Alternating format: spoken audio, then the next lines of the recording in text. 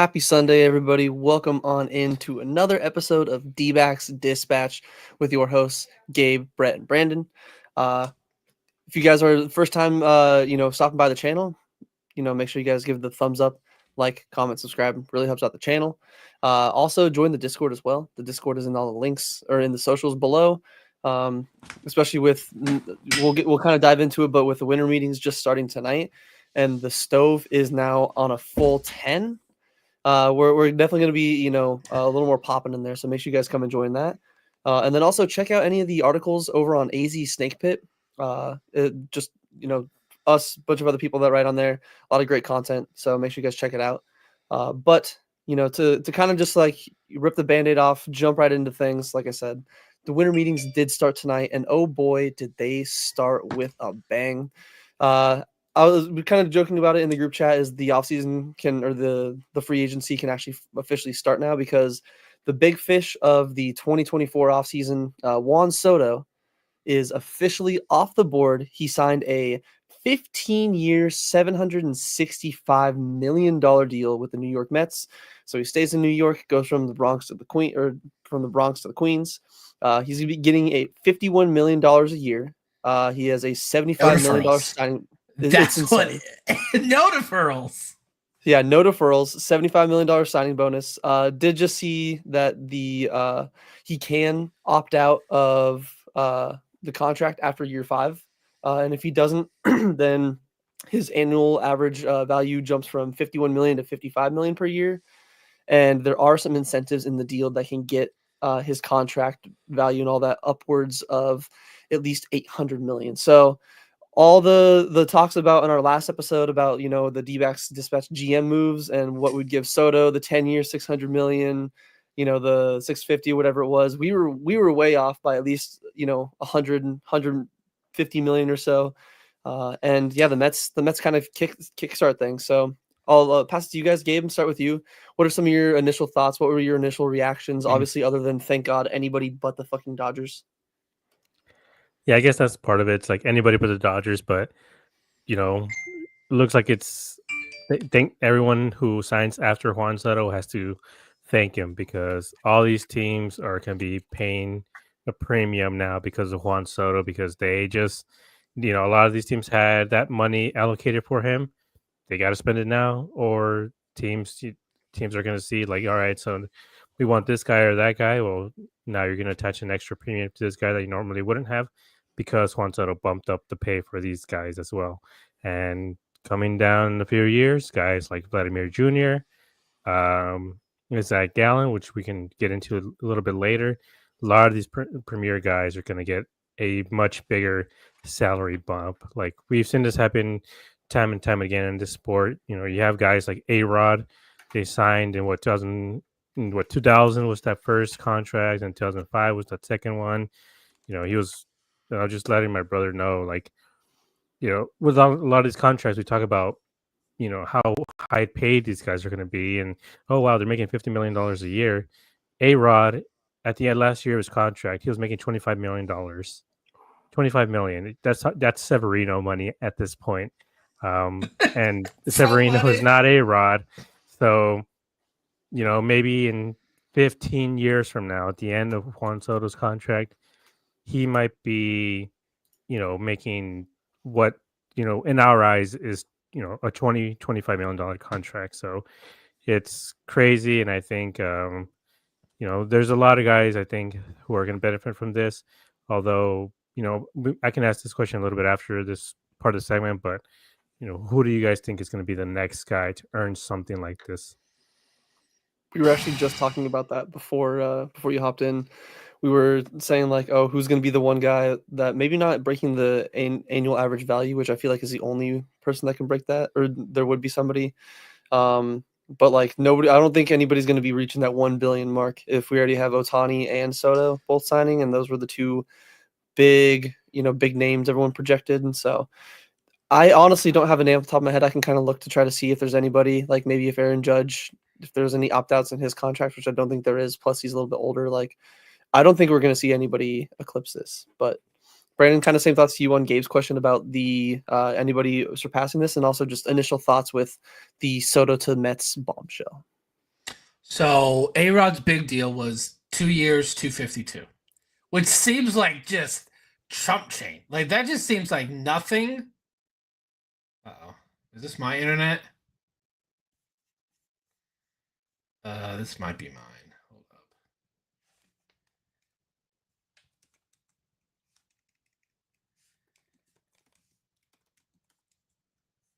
Nope. Oh, shit. So it looks like I lost both of them. That's interesting. No, but no. A-Rod, 10 years, 252. Seems like chump change. Did you guys get booted? I don't know if it booted us. It just dropped my Yeah. thing. There's an internet. Okay. Okay. Back. That was very weird. But no, as I was saying, A-Rod was 252 over 10 years, which just seems like chump change. Absolute chump change. In regards to there's no one that's gonna even approach this right. There's no current players right now. Like this was it. I think this is gonna be it for at least 10 years. Vlad will probably get paid, but he won't be 50 average per year. He's just not. Like I think he'll maybe get 40, maybe 45. So I just as soon as I saw it was the Mets, I'm like, okay. At least it's not the Dodgers. Now it's still the National League, so it's gonna be tough to get over. I think this gives us a slight better chance that we can re-sign Walker because the Yankees are gonna pivot, and I think they're gonna go after Pete Alonso. So that might. And again, I'm still at like 5-10% that Walker actually comes back as a Diamondback. It was like 2% before. So yeah, so it's yep, here is Cruz. Oh, Tany's contract seems like a steal now because it absolutely is. Absolutely is. And also thanks for stopping by, Shug, as well. Appreciate it. Appreciate the love. I didn't forget. Trust me, you and Shug make sure to remind me. He will ever let us forget. No. Cruz makes sure to remind me all the time. But congrats to Juan Soto. Very deserving of that contract. Yeah, so it's definitely one of those where, I know we kind of talked about it before, and I know a lot of people are like, he's not worth it. And who knows, maybe in the long run, maybe he does see a little bit of decline in his game and his plate discipline. Like there's the possibility of it, but this is I saw a few things online where it's like, this is a guy where there's not many guys that are probably worth it. Ohtani was definitely one, but Soto's one where it might be a little bit of an overpay, but you can't let the opportunity to sign like I'm going to say a generational talent like Juan Soto, because I don't know if we're going to see somebody with the same plate discipline and some of the same. Yes, if he was even a little bit better of a fielder, I would say that he is one of the best baseball players ever. But obviously, we know he might be leaning more towards the DH halfway through his contract. But yes, I don't see anybody even sniffing this number. And like Cruz did say in the thing, it does make Ohtani's contract look like a goddamn steal. Still getting $2 million, and they're just still printing money with the rest of his deal. So it's definitely a little bit, I would say, shocking the money wise, being 765. But I guess when you have Steve Cohen, who's like what a multi-billionaire, like multi-mega billionaire, whatever it was, he probably was like, I'm not going to get outbid like I got outbid on Ohtani last year, and he swung his nuts around with the paycheck. And my God, he landed the big one that, like, I know it's going to make our buddy Jason mad because he's a Yankees fan, which is understandable. But like Brandon said, I'm just so happy he's not, like, yes, he's in the NL. I'm just so happy he's not a fucking Dodger. Yeah, and I think the one guy who would have been able to rival this contract is the guy who came into the league alongside him, who won an MVP, who also took the Rookie of the Year from him, and that's Ronald Acuna Jr. If Acuna Jr. would have been a free agent for this year, like he should have been, instead of signing that contract under duress or whatever the hell they did to make him sign $100 million, he could have been, around that size.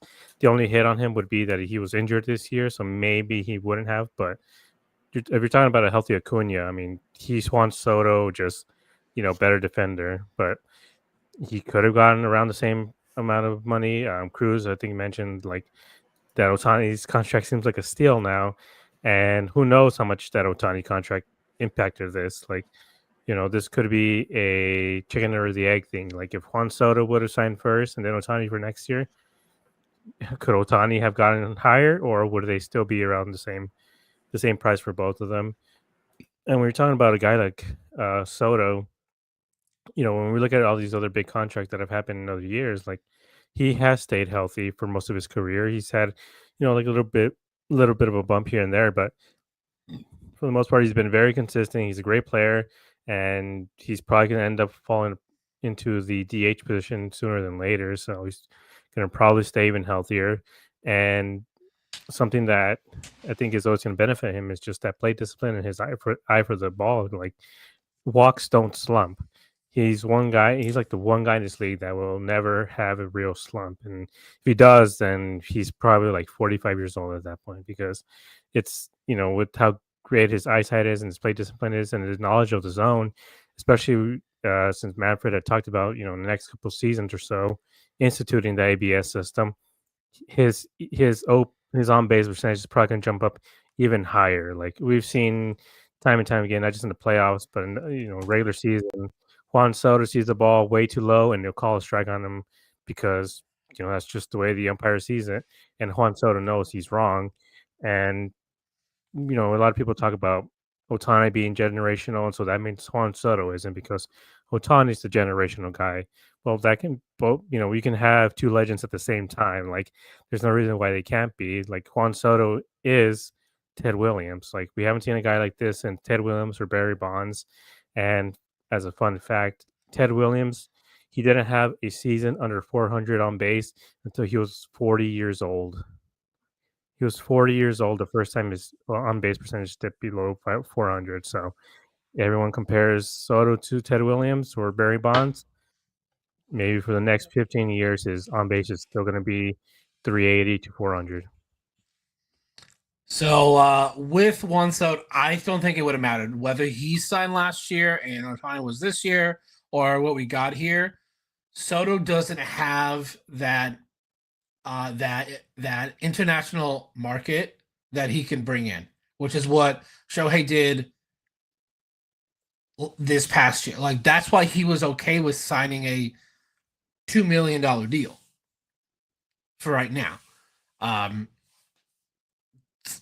Like you said, Soto doesn't have slumps. He may not be hitting. He's never had a season with a under 400 on base percentage. Not one season. His lowest batting average season was 22, which is the year he got traded to San Diego. His batting average combined was 242. His on base was 401. He just gets on base. Now, I think sometimes that he tends to look for walks.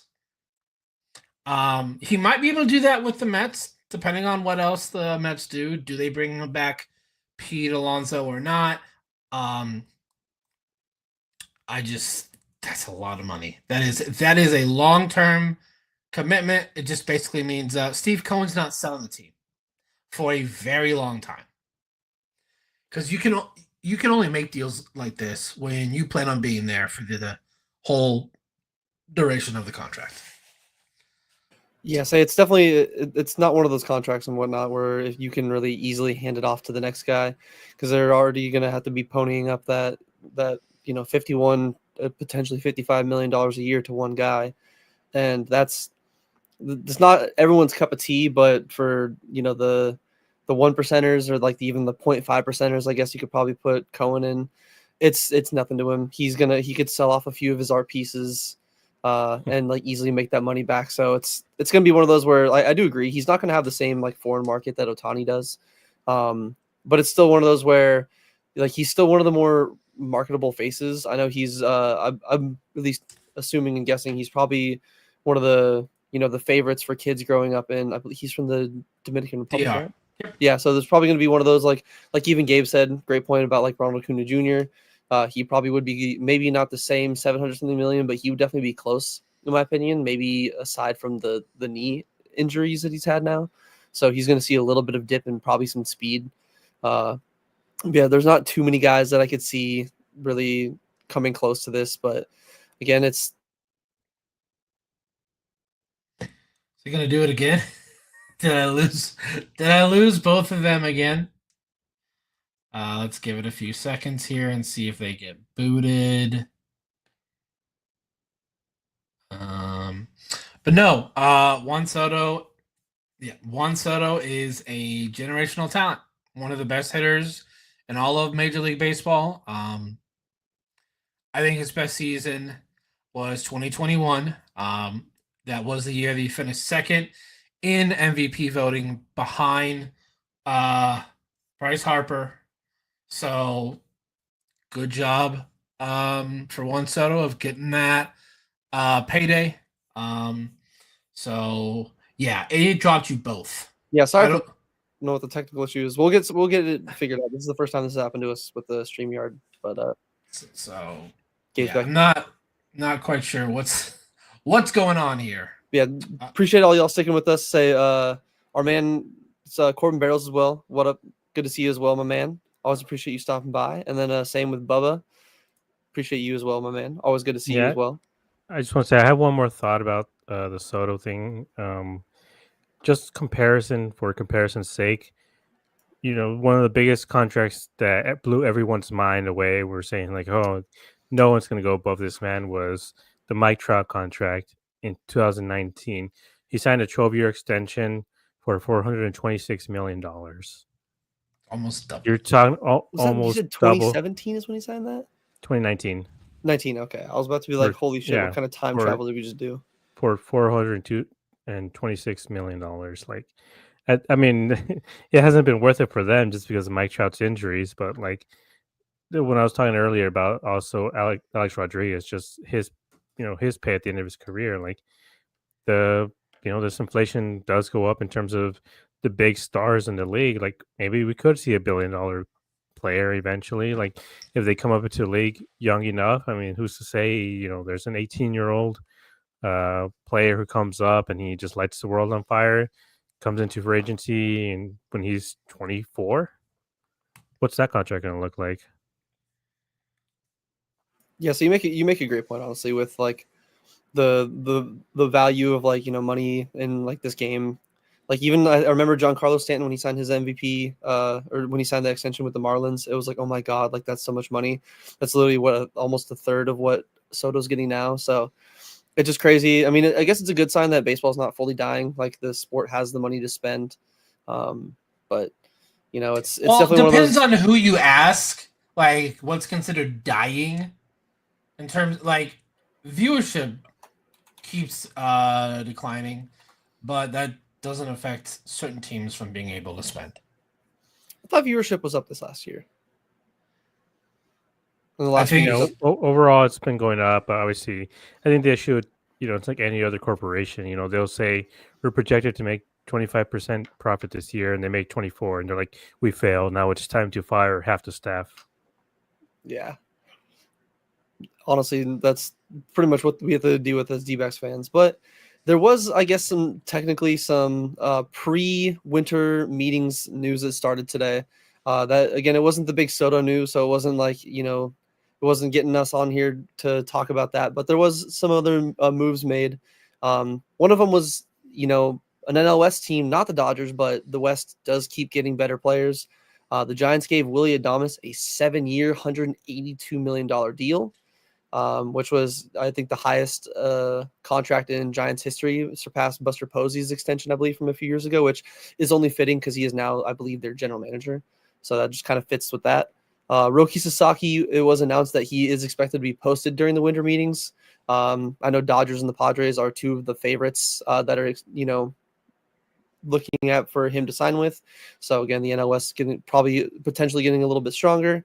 Some news that did happen after the Soto news was the Dodgers brought back Blake Trinan on a 2-year, $22 million deal, along with bringing Michael Conforto to their team on a 1-year, $17 million deal.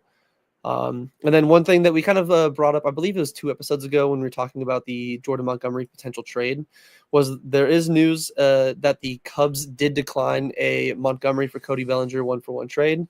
No shock to shit. literally anybody in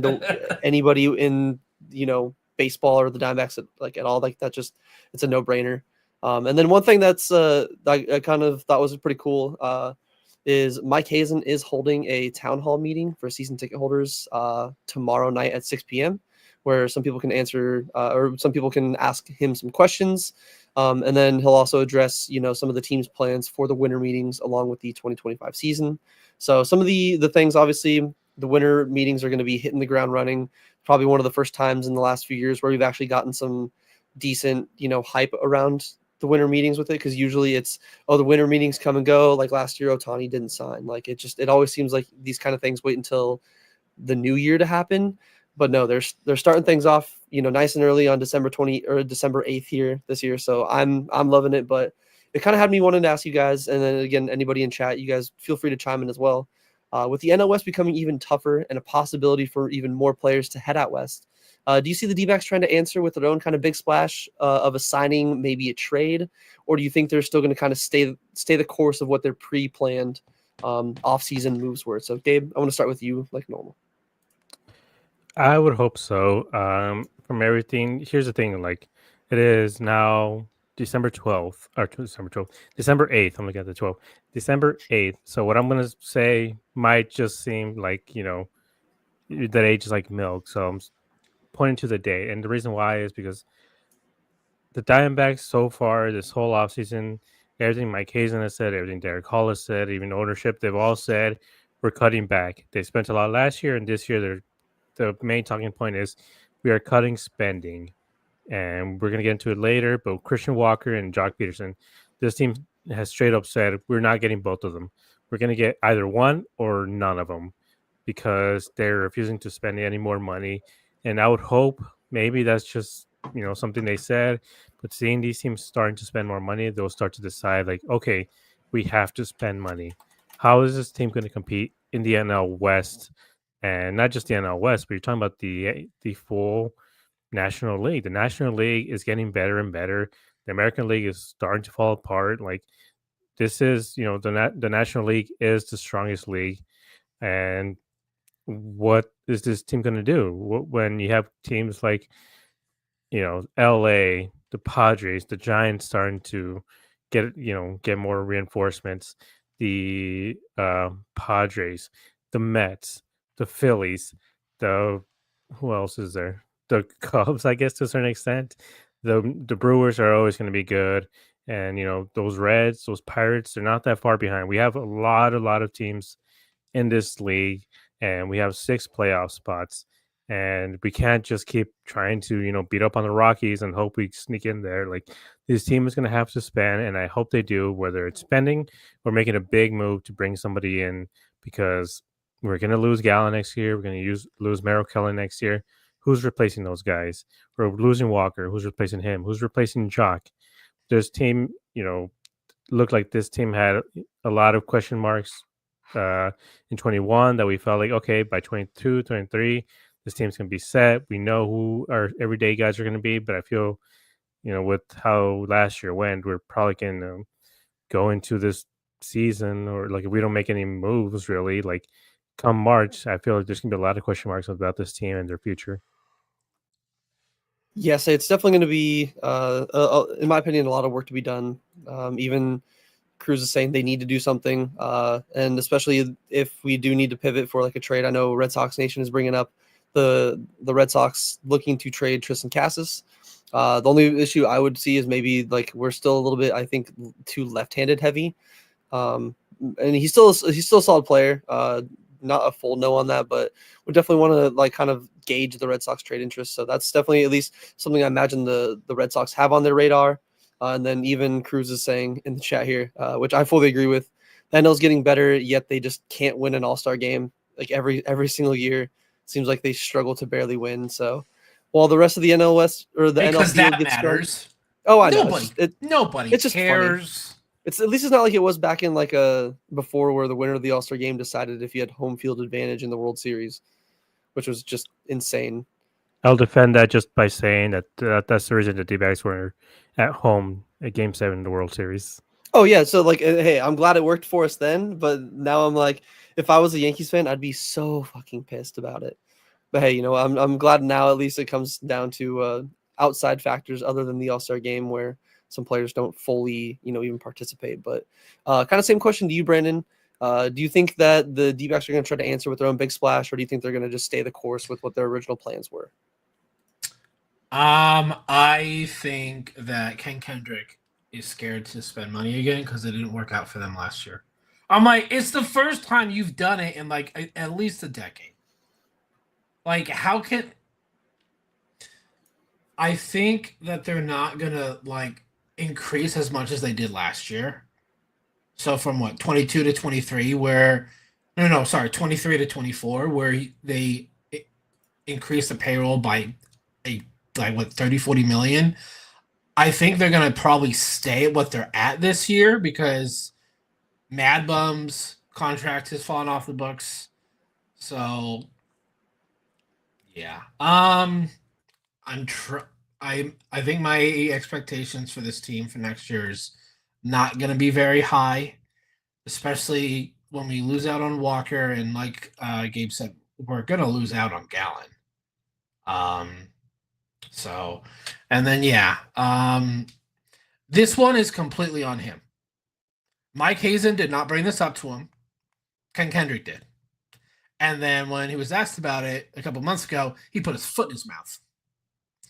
And that's why Jordan Montgomery exercised that option. I'm not surprised the Cubs said thanks, but no thanks. Probably it was most likely because, hey, we'll take Cody's contract if you take Jordan's. And they're like, no. So I'm not surprised by that. I think the only way that deal is going to work is if we give them something more. Whether that's another MLB player or another potential prospect. Just why do y'all keep coming over here? Stop coming to the NL West. I swear every year there's been some major signing in the NL West over the last 4 or 5 years. That's why I was expecting Juan Soto to be a Dodger because I'm like, it's just the way it's gonna work. I'm glad I'm gonna say I'm glad. I'm relieved that I was wrong on that. I think Mike Hazen will make some sort of move though this week at the winter meetings, whether that's a trade. Why don't you contact Seattle? You're really good with trading with Seattle. You tend to fleece them every single time. Bring me Munoz. Yeah, I don't hate that one. We've seen some of these mock trades online, and I'm like, wait, what? The one with like Ketel Marte for like Logan Gilbert. I'm like, get out of here.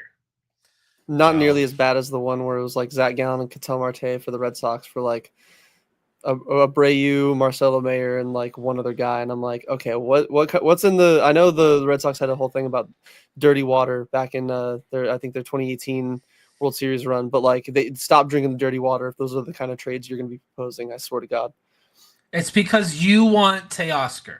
You want Teoscar so bad. So with this signing, it's still possible. So I think that's with the Conforto signing, I wouldn't be surprised if they try to pivot away because I think they still had some of Teoscar's contract from the 24 season being deferred. So he's still going to be getting paid by the Dodgers, but I think after the season he had, he's definitely probably looking, in my opinion, again, I'm not his agent, I'm not a reporter, I have no sources, but just my feeling is that he's probably going to be looking for maybe two. It seems like a lot of these guys are doing like 2-3 year deals. So like I wouldn't be surprised if he tries to go somewhere else. If I heard something about like the Blue Jays potentially, maybe not Blue Jays, the Orioles. One of the East teams I believe was somewhat linked to him on MLB trade rumors. So I think he's going to go somewhere else, but I wouldn't be surprised if they figure out a way to fit him in there. It's just I don't know if they have the roster space for him, but just please not the NL West, man. I don't want. Teo was so good. I know we talked about it last year when the Dodgers signed him originally. We were like, yeah, like, we might have undervalued it and overlooked it a little bit as like oh cool, like we made our jokes like everyone else about them getting knocked out in the first round. Obviously that didn't happen, and he had an insane year. It could have been because of the lineup around him. He saw better pitches, so he might have a little bit of regression, but I personally don't think he comes back. I think that's why the Dodgers pivoted to Conforto on the 1 year, 17 million, to kind of be like, hey, appreciate you, Teo. We're gonna go a different route. We're gonna let you go get that bag from somewhere else. No, so I think they went after Conforto because he's going to get more from the Red Sox. I don't think it was more of they're letting him go. He's choosing to go to Boston. I think that's what it is. I think Boston's offering him more. That's the only thing. So I don't think it's more of, they probably offered him a deal because there's been rumors the last few days that they were finalizing some details of the deal. So again, I don't think they don't want to pay him. Boston's going to pay him more. Yeah, I want to address something real quick. The comments from the Red Sox Nation. Her comment specifically asking about the Juan Soto contract, like why is it so high? We did cover it a little bit, but not really, like why is it was so high. But we did mention, the fact that Ohtani probably gave him a little bit of a bump. Just the fact that Ohtani got 700. He's a few years older than Juan Soto, and that he's not that good. Like he has a generational talent. This is a man with the 400 on base for his career. He's a generational talent. He's going to be one of the best players in the league for the next 10 years or so. And I wanted to point to a local guy, Red Sox Nation, a Jared Carabas. He had a tweet earlier about this specific thing where he said, "Folks think the Soto bidding is getting out of hand, but think about it this way: Judge got 9 years, $360 million to cover his age 32 to 40 seasons. Let's say you give Soto the same deal for those seasons. Now you can go $60 million for his age 26 to 31 seasons, and you're at 15 years for $720 million." So he got it almost exactly right in terms of the years and the money, and that's basically it. And like Oscar mentioned earlier, the Yankees got used too. They were holding, they're holding that carrot in from the Yankees. The Yankees bit, and from the last reporting, the Yankees offer was $760 million rather than $765, but for one extra year, and they got used. They weren't willing to pay an extra. But that's fortunately and unfortunately how these negotiations go. Like one is offering, a certain amount, the other one just keeps going higher and higher until you have a dick measuring contest like Steve Cohen and Steinbrenner did. Yeah, so and kind of piggybacking a little bit off of what you're talking about with the comparing Ohtani and Soto. I know that their skill set is still a little bit different, or not a little bit, but one's a two-way star, one is a really good hitter, and I might have touched on it last time, but I know I had some of the stats because in one of the Discords I'm in, kind of comparing the numbers on them, and yes, Ohtani or Soto does have more games played, a little bit of a larger sample size, but he is a more consistent hitter. I mean, a 285, a 421 career on base percentage with a 532 slugging, 953 OPS. He has a little bit of a higher OPS plus than Ohtani. He has 20 less home runs. He has, I believe, 30 more RBIs, but his walks are insane, 769 walks. It's ridiculous, his walks. To Ohtani's 432. And then Soto has 696 strikeouts to Ohtani's 917. And again, this isn't an apples to apples comparison. They're not the same player, but just factoring in Soto's age and some of the other stats with it, it's I can see why, you said, Gabe, Ohtani definitely was a building block that kind of pushed it into one of those where he's going to be getting a decent chunk, or at least getting this kind of value, because again, it's Juan Soto. You don't have many Juan Sotos come around. And I do like your point that you brought up with Jared's tweet, which I got to bring it up again. I got cooked by him in the middle of the season for my Jordan Montgomery tweet, so that was a fun one. But yeah, say one of the comments in the live chat here we had from Justin. This is actually the perfect segue, unless if you guys had any final thoughts on the Dbacks plan. But if anything, this probably segues right into it. Justin was asking, do you believe that Walker will sign with the Yankees now that Soto's gone? I know Brandon brought the possibility of maybe them going after Pete Alonso, but this somewhat brings into the news that John Gambadoro from Arizona Sports said on Thursday's Burns and Gambo show. He said that there's no chance the D-backs re-sign both free agents, Christian Walker and Jock Peterson.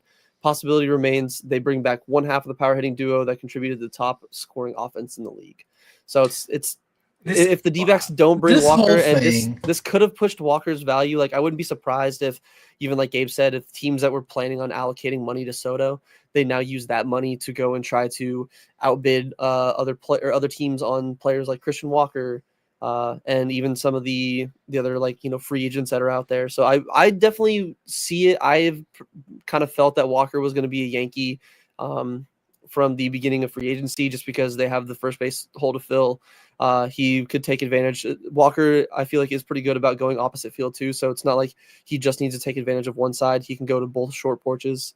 But the kind of question that I had for, obviously this news that Gambo had about D-backs going after Walker or Jock, not both, was who do you want? I know we touched on a little bit before, so probably don't need to spend too much time on it, but who do you want them to prioritize out of the two? And then what are the chances the Snakes just get outbid on both of them and we lose out on both of the power hitters that we're trying to look to retain?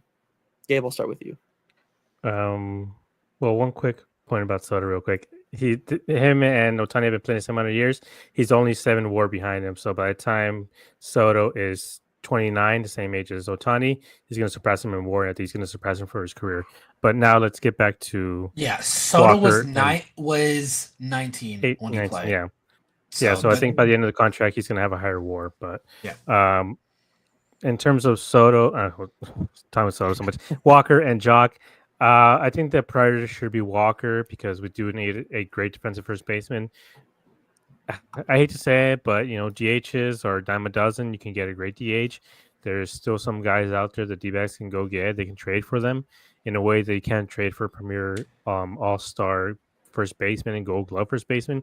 You don't get a Gold Glove for DH. You can get a Silver Slugger, but with Ohtani and now Soto in the league, that's it. You're not going to win a Silver Slugger. You're not going to be the best DH in the league. What they need is to get a first baseman who's going to be there every single day, who's going to hit you 30 bombs. And I know he had a little bit of injury this year, but for the most part, he has been healthy his whole D-backs career. He has quite a few Gold Gloves. He wasn't getting any worse. The only issue would be just he is older. He is 33 years old. If you make a 3-year contract, he's going to be 36 by the end of the contract. Maybe he'll diminish. Maybe he won't. We just don't really know how he's going to age because, as I've seen so far, he's only been getting better. But yeah, I think we need to go after Walker. The issue, I think, is because of this Soto contract, because the Yankees were willing to spend $760 million. If the Diamondbacks are offering Christian Walker 3 years, 66, the Yankees are going to be, they're not going to be embarrassed by another team like this again. They're going to be throwing 4 years, $80 million at Christian Walker, and I cannot see the D-backs ending up with him. So they need to, as quick as possible, they can't let this, sit by and let these contracts get more, higher and higher. Yes, it's going to be one of those where now that Soto's gone, I feel like it's going to be a race to get some of these guys before they have a chance to be outbid. So I definitely am on the same boat as you. I would rather have them bring back Christian Walker.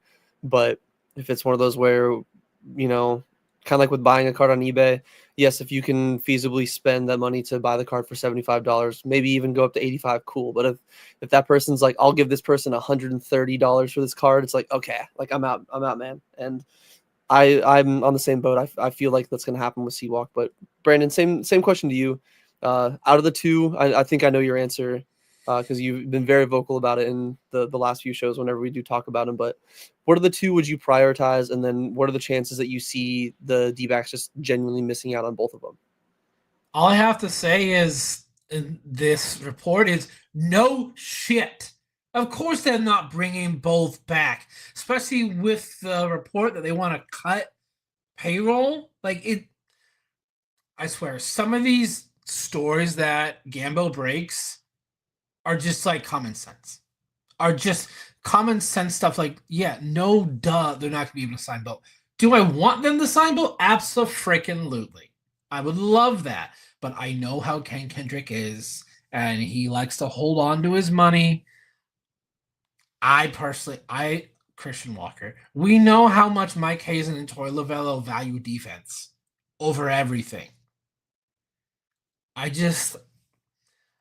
think in terms of re-signability, I think it's going to cost less for Jock because I think Christian Walker. I don't know if the Yankees give him 4 years though. Like that's a lot. He's 33. Like I just don't know. I would love Christian back for like 3 years 70. I think that's the highest that I'd be willing to go. I think the Yankees, if they do 4 years, it's going to be 4 years, 100 million. I think they are, like Gabe said, they don't want to be outbid again, especially by the Diamondbacks, who they have a lot more money on than oh my god, it's gonna be tough. I'm gonna be freaking anxious until I know.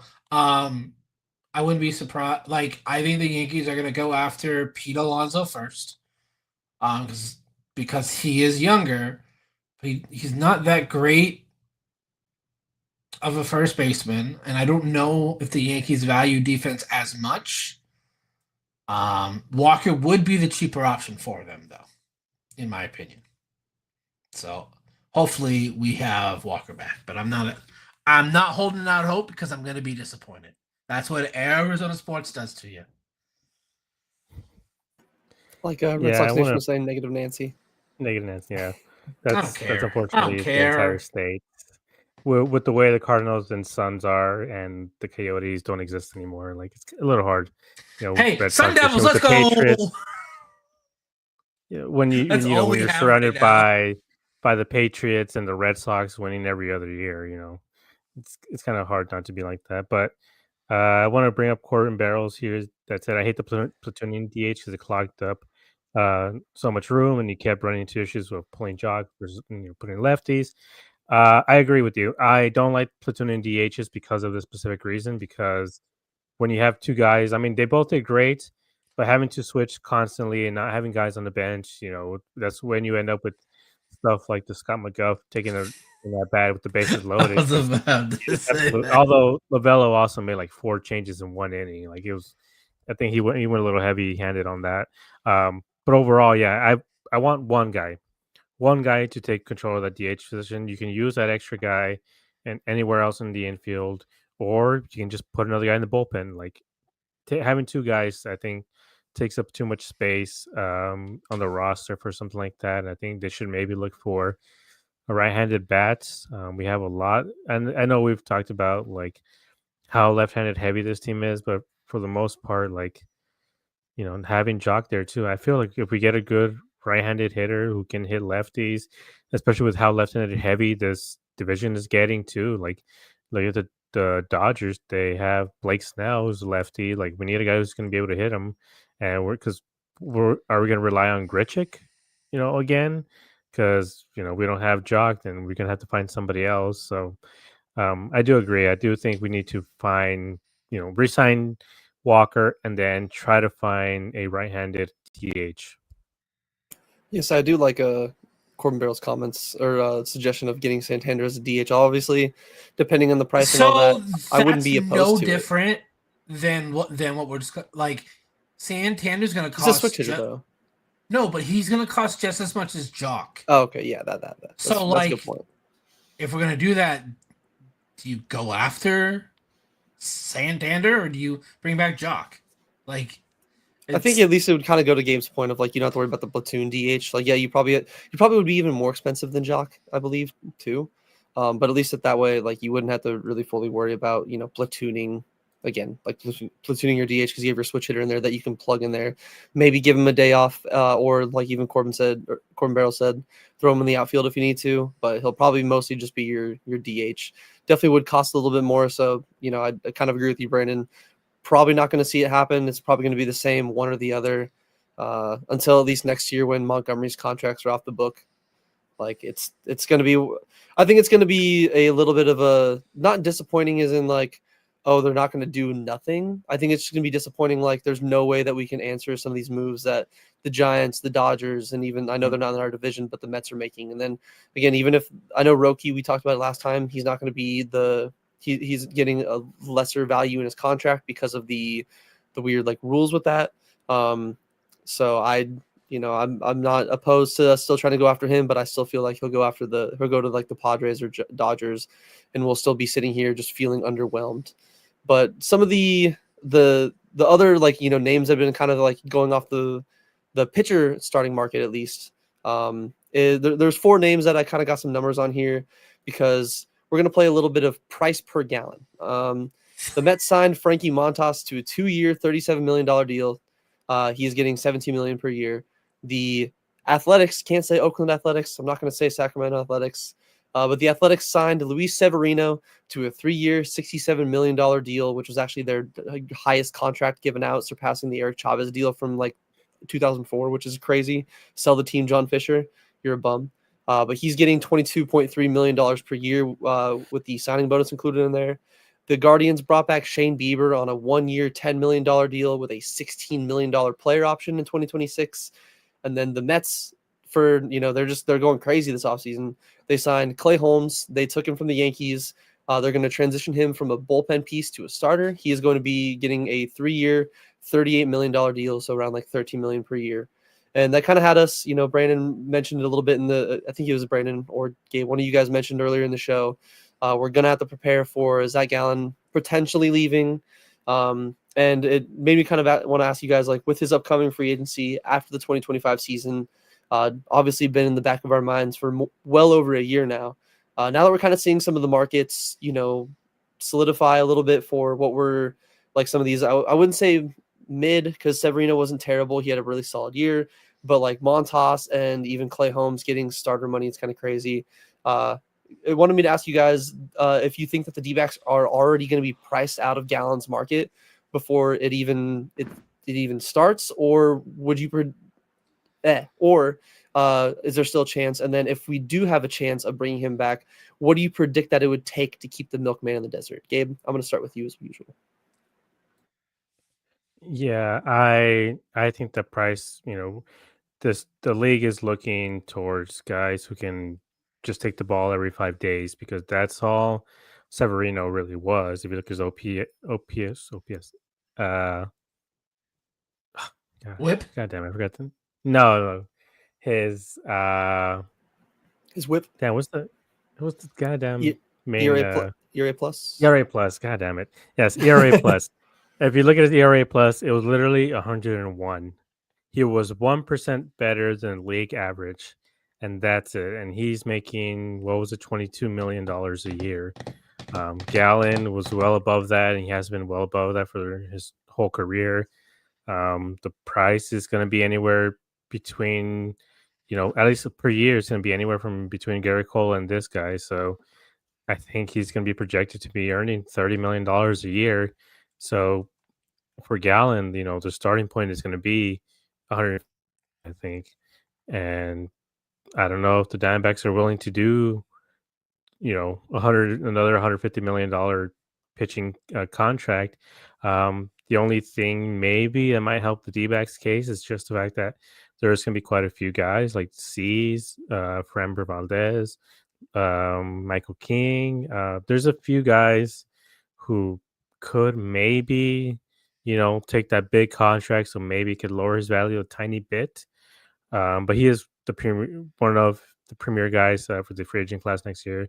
And if he has another great year again, if he keeps that ERA under 3.2, throws close to 200 innings, yeah, the number's going to start with with a 3 in terms of the amount of per year. And I don't think the D-backs are going to go for that. I can't see them doing that.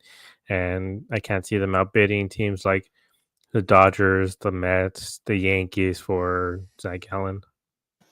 Yes, especially with him being a Scott Boras, client. We're gonna see John Heyman. Sorry, I had to throw that in there. He's gonna be throwing the tweets out there. We're gonna see Zick Gielan going to the Dodgers or whatever side. I always got to make an Arson Judge joke if I can, but I do agree that the way it's trending, especially if he does have a solid year in his walk year, it might just genuinely price out the D-backs to where, sadly, I think they're going to do kind of like what they did with Walker, where Walker's a little bit of a different case. Like, yes, he took so long to get to free agency because of being behind Chris Davis and then Paul Goldschmidt. So they gave him the qualifying offer to be like, hey, we're doing this, so if you do sign somewhere else, we get that draft pick value.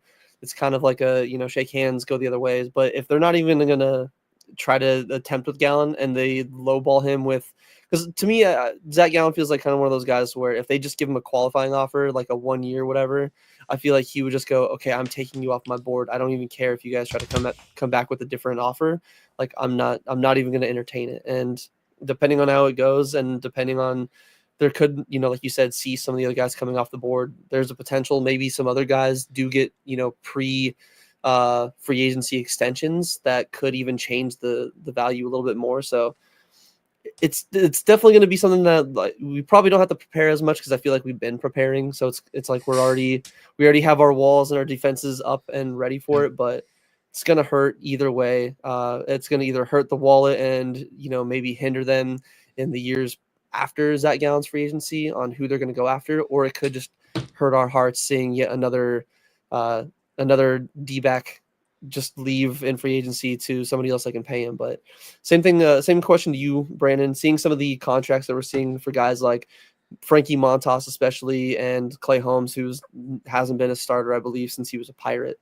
Do you think that the D-backs still have a chance to, stay in the Gallen market? And if they do, what do you think it would kind of take to keep the milkman here? It depends on how he pitches this year. If we got what we got last year, then yes. If we got what we got in 23, no. Because I think he's going to want 250 over 6 or 7, most likely. I would, if he's willing to take like 200 over 6 or 7, then I think it's doable. But if he wants over 250, ain't no way Mike Hazen is doing it. Ain't no way, because Ken Kendrick's not going to spend that money. He's just not going to do it. The whole, like, I would love us to have a true ace of the staff that we developed for the most part. Yes, we did trade for him, but he wasn't the Zach Gallen that everyone knows. Like, that was not the Zach Gallen for the Cardinals or the Marlins. Everyone that knows Zach Gallen it's because of what he's done with the Arizona Diamondbacks. I just can't wrap my head around this freaking Frankie Montas deal. Like, what did he do to earn 17 mil? Like, if I'm Scott Boras and I'm getting, because I think Zach Gallen's probably his next big client, he's going to want to make sure gets paid.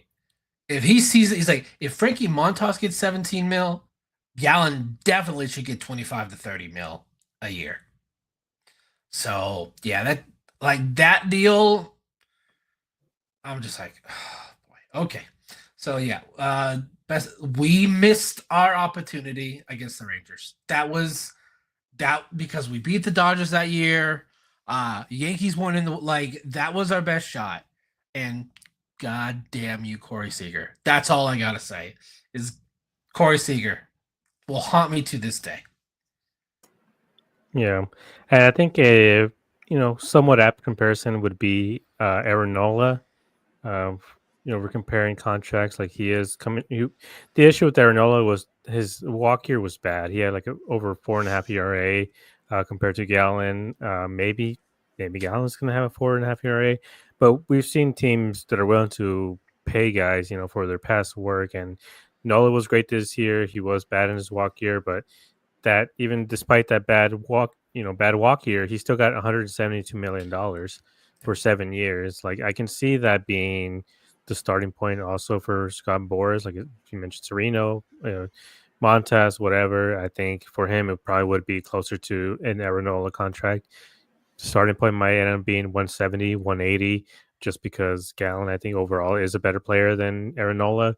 But like I said, the league I think is moving to guys who can throw a lot of innings, and guys like Nola are that, and guys like Gallen are that. So I can see this team, any team, I guess, starting at 180 and going up from there. And like Brandon said, could inch closer to $200 million.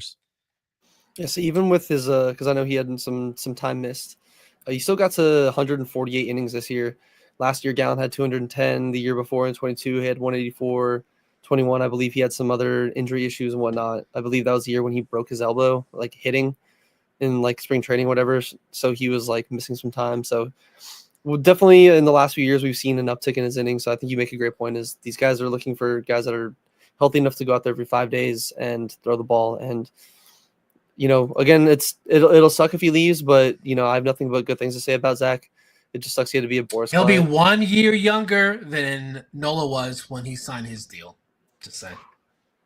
Yeah, so it's definitely gonna be one of those where obviously we won't know until the time comes, but we might just have to start to mentally prepare ourselves as D-backs fans to see our milkman go to a different house and start wooing a different lady staying at home.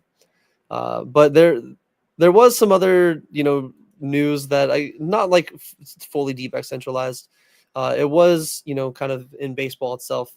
And it was Rob Manfred having some, ideas, rules that he wants to contemplate / maybe potentially implement into baseball. Obviously, there's no timetable, so hopefully we don't have to see it for at least 5 years, if God forbid it even happens. But on the Varsity podcast, he was saying that they want to try out something called the golden batter rule or golden at bat rule, which was kind of something similar to what the Savannah Bananas actually started doing. Which, if you guys don't watch the Savannah Bananas, highly recommend it. Great content, genuinely very entertaining. But they have a rule where once per game, a team can pinch hit any hitter in their lineup, like anywhere. It could literally be like one of the examples. Oh, cool, Otani just struck out with the bases loaded and 1 out. Now there's 2 outs. Cool. Guess what? Who's going back up there again? Shohei Otani. Have fun with that.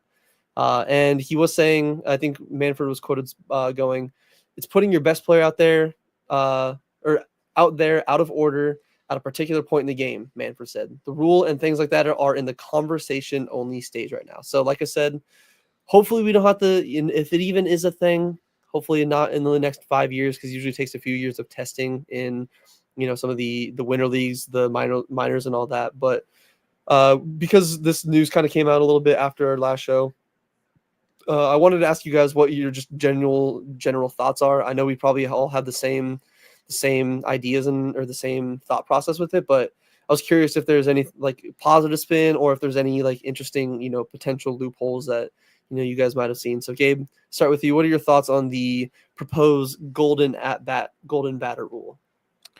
Obviously, I think it's nonsense. I don't think it's going to happen. I think this is a really, really stupid rule just in general. But I will say, in Rob Manfred's defense, I think this is a get clicks story that he came up with because, it's the off season, football is on, basketball is on.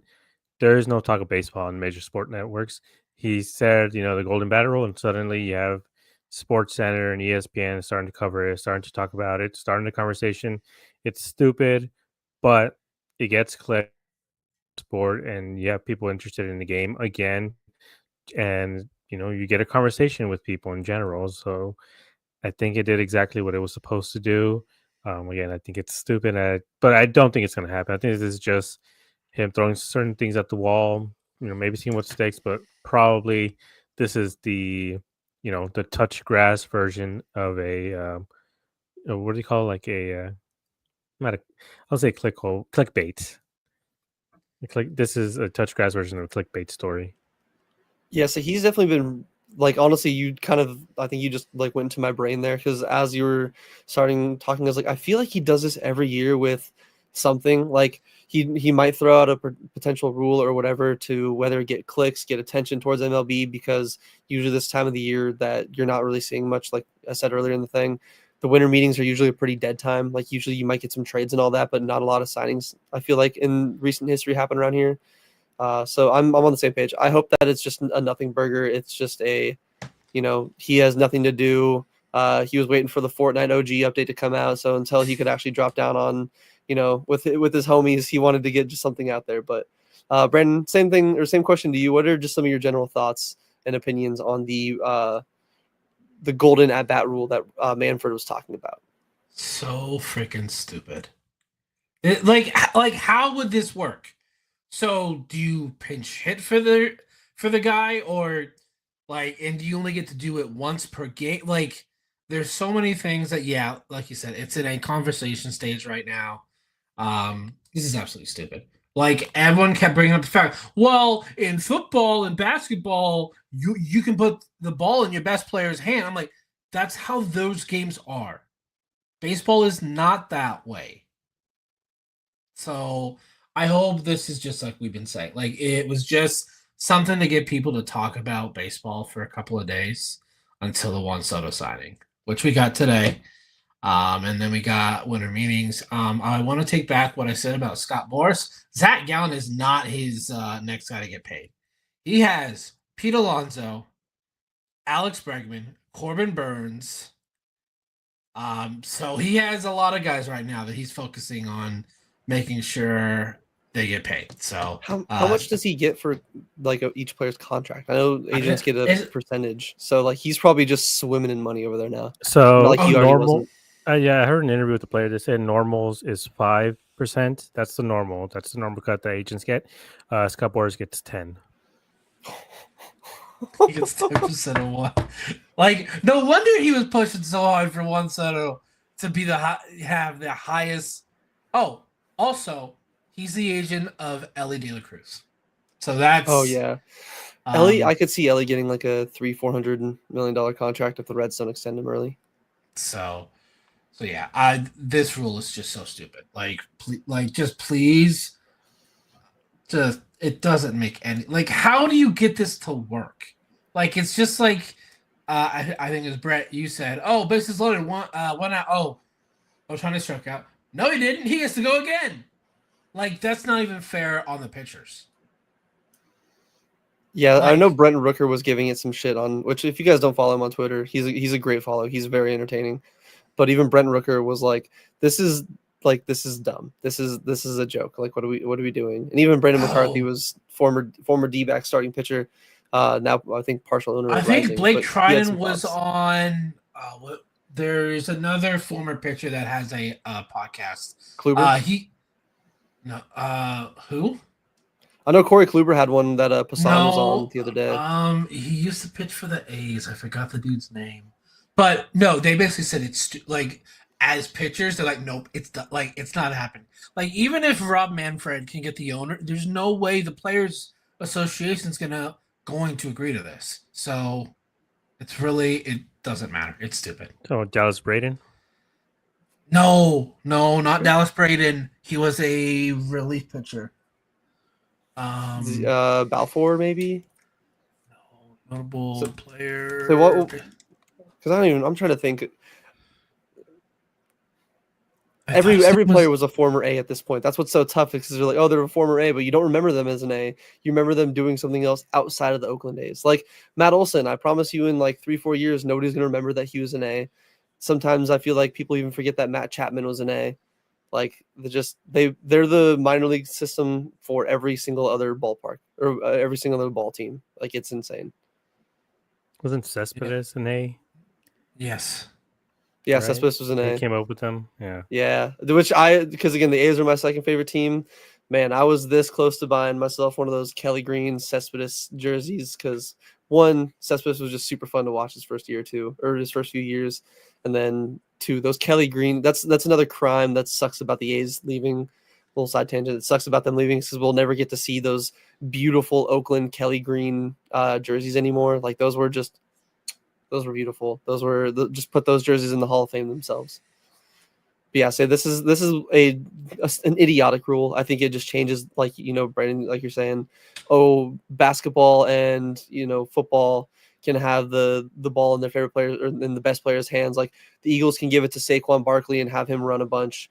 The Rams, like in today's game, they're passing to Cooper Kupp and Puka Nacua like nonstop, giving it to them. Like you can control, and even in basketball, you can give it to LeBron James, Kevin Durant, Steph Curry, Luka Doncic. You can get it in your best players' hands and hope that the outcome is on them.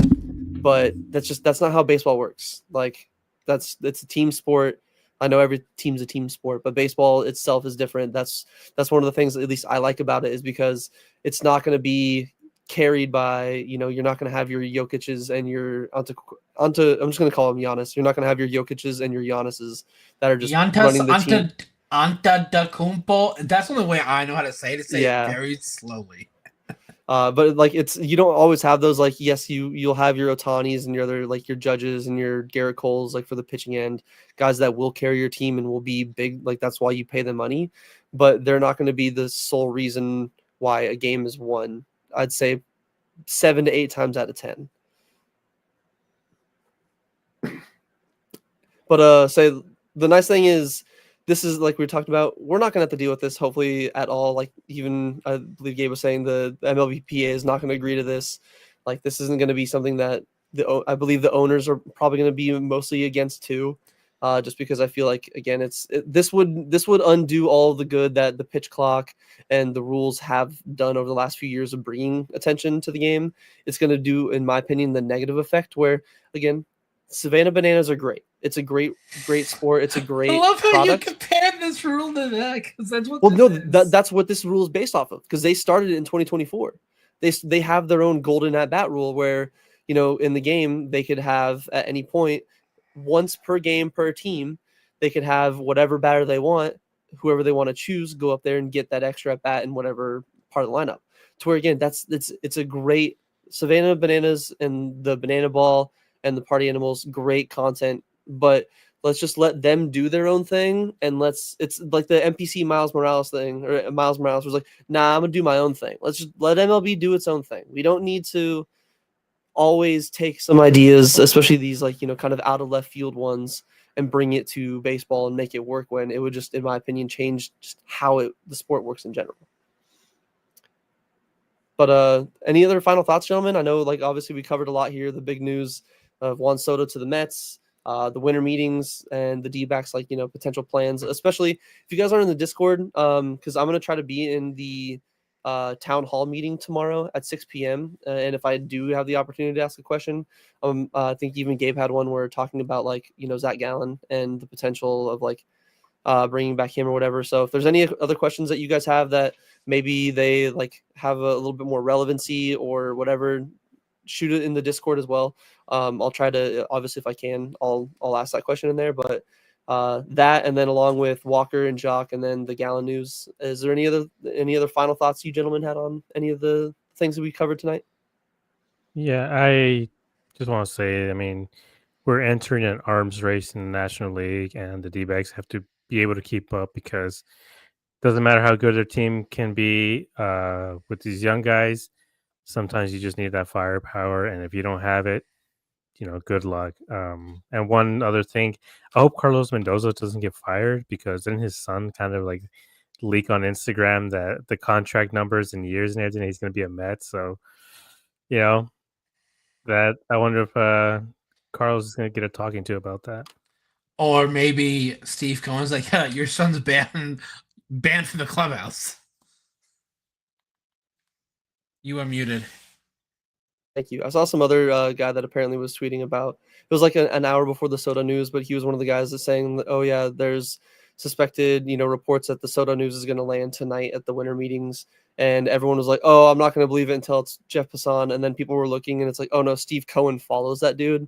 And you're like, oh boy, like, oh, we might actually get some news. And lo and behold, we did get some news. We did. It is insane. But hopefully by the time we have our next episode next week, we will have some actual D-backs, maybe not bombshell news. Maybe the D-backs can hit the Cubs back up and, try to sweeten the deal. Maybe they get Cody Bellinger over here. Maybe we see them bring back Goldie, just something. I don't know. I just wanted to talk about some D-backs moves next time that aren't just speculation. And I hope we get that. But in the meantime, again, appreciate each and every one of you guys for chilling out here in the YouTube chat. Anybody that's listening on not live, that's listening to it after, again, any questions, comments, shoot it in the comments below. We read all of them. We'll probably reply to you from our own personal accounts too. Join the Discord as well. And then just keep an eye out. Like, follow us on Twitter as well. I believe we're close to the 2,000 mark. I think we're going to be doing a little like Christmas end of the year giveaway to kind of like kick off the first of 2025 coming around. So make sure you guys drop the follow on there. But again, I've been Brett, Brandon, the homie Gabe. We've been Dbacks Dispatch, and we will see you on the next episode where hopefully we can talk a little more snakes. It's the Dbacks Dispatch. Yeah, Brandon, Red Gabe, Josh on the floor. West Coast vibes, catch us on the air. Home running dogs, diamond gems we share. Brandon was a stat, Caesar man was a plan. Red brace it down, tells it like it is, fam. Gabs on fire, brings the heat every time. Josh on the mix, keep the beat so prime. I got the insight, 7 weeks ahead. Tune in, Dbacks Dispatch, this is it. Now we rollin'. Dbacks Dispatch, yeah. Trumpet Brandon, Brandon Gabe, this is Big Catch. Josh on the mix, he makes the beats. West Coast vibe, got the G fucking the bad. The home Mac, the home Mac, the home Mac, home Mac. Dbacks Dispatch, we here to stay. Yeah, catch us every week, we bring the flavor to it. We got the home Mac, the home Mac, the home Mac, home Mac. Dbacks Dispatch, we here to stay.